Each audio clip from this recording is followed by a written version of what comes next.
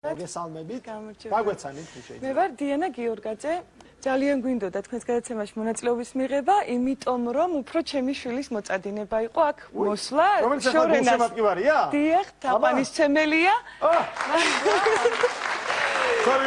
და YouTube-ზე ნახა ასეთი ლექსი ორა მაგარი ქალი ხარ, რომელიც უნდა რომ მივწყდეს ქალბატო შორენას. სპეციალურად შორენასთვის დაამუშავა. სპეციალურად შორენასთვის, დიახ.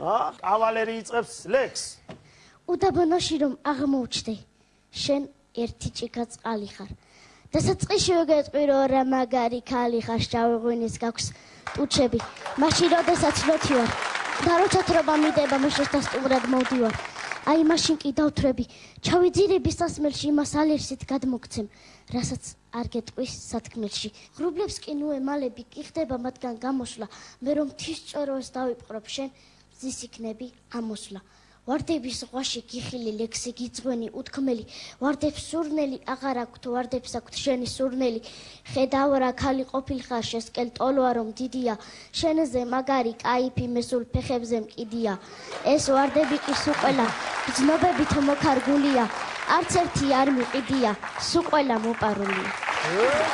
გავიცი, მე ასეთი სიტყვების მე გაუძლებდი ქალი რომ ვიყო. Aplodismentები!